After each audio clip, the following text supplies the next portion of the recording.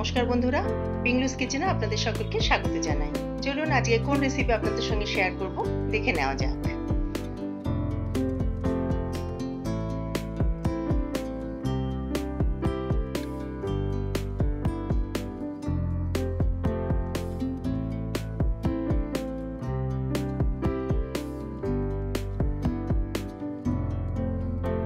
আমি এখানে ফিশ নিয়েছি, ফিশের পিস নিয়েছি, রুই মাছের নিয়েছি। এটা মনে করলে তোমরা বাসা মাছ, আর মাছ বা ভেটকি মাছ নিতেই পারো।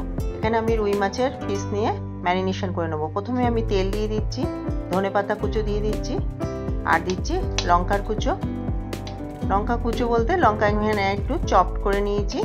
নেওয়ার পর এখানে আমি আদা রসুনের পেস্ট দিয়ে দিচ্ছি। কতটা কী নিলাম সব ডেসক্রিপশন বক্সে থাকবে, তোমরা ওখান থেকে দেখে নেবে। আর হাফ লেবুর রস এর মধ্যে দিয়ে দিচ্ছি। এটার জন্য টেস্টটা কিন্তু খুবই ভালো হবে। এখানে আমি দিচ্ছি চিলি ফ্লেক্স, সামান্য পরিমাণ চিলি ফ্লেক্স দিচ্ছি, আর দিচ্ছি গোলমরিচের পাউডার।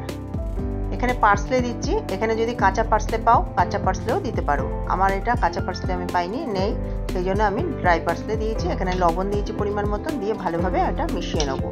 সব মশলা একসঙ্গে মিশিয়ে নেওয়ার পর আমি মাছের যে পিসগুলো নিয়েছি, মাছের পিসগুলোর মধ্যে আমি ভালোভাবে লাগিয়ে নিচ্ছি। আর 20 মিনিট আমি এটা ম্যারিনেশন করে রাখবো। এই মাছের রেসিপিটা কিন্তু দুর্দান্ত লাগে খেতে। অনুষ্ঠান বাড়িতে কিন্তু এই মাছের ব্যাটার ফিশ ফ্রাই হয়। আমি একটা বোল নিয়ে নিয়েছি। বোলের মধ্যে আমি হাফ কাপ দই নিচ্ছি। হাফ কাপ দই নেওয়ার পর এখানে হোয়াইট পেপার পাউডার দিয়ে দিয়েছি। তোমাদের কাছে হোয়াইট পেপার পাউডার না থাকলে ব্ল্যাক পেপার পাউডার দিতে পারো। এখানে আমি রসুন পাউডার দিয়ে দিয়েছি, যেটা তোমরা রসুন পেস্টও দিতে পারো। এখানে কাঁচা লঙ্কা কুচো দিয়ে দিলাম, লবণ দিয়ে দিলাম, আর 3/4 কাপ ময়দা দিয়ে দিলাম। এখানে বেকিং সোডা দিচ্ছি আর বেকিং পাউডার দিচ্ছি। দিয়ে ভালোভাবে এটাকে ফেটিয়ে নিতে হবে।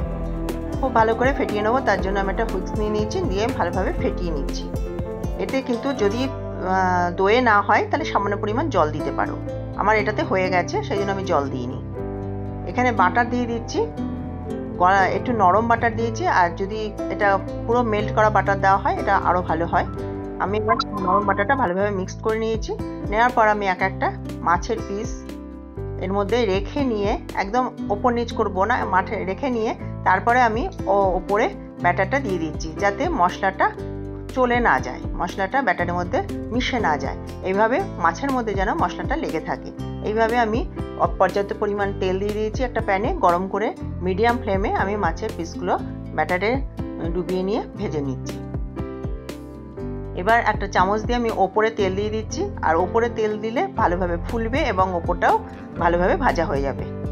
এবার আমি উল্টে দিচ্ছি। প্রথমে উল্টে দিচ্ছি, তলাটা ভালোভাবে ভাজার পর কিন্তু এটা উল্টাতে হবে, নাহলে কিন্তু এটা নষ্ট হয়ে যাবে। এরকম উল্টে পাল্টে আমি ভেজে নেবো। আর এটা হাই ফ্লেমে ভাজবে না, তাহলে মাছ কিন্তু মাছের যে পিসগুলো সেগুলো কিন্তু ভাজা হবে না। সেই জন্য এটা মিডিয়াম ফ্লেমে ভাজলে ভালো হয়, যে ভেতরটা ভাজা হয়ে যাবে।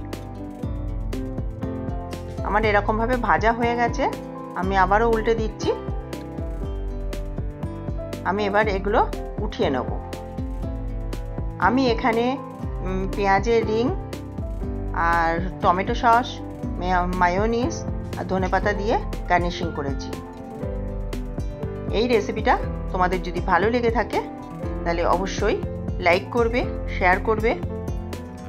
দেখো কতটা ক্রিস্পি হয়েছে।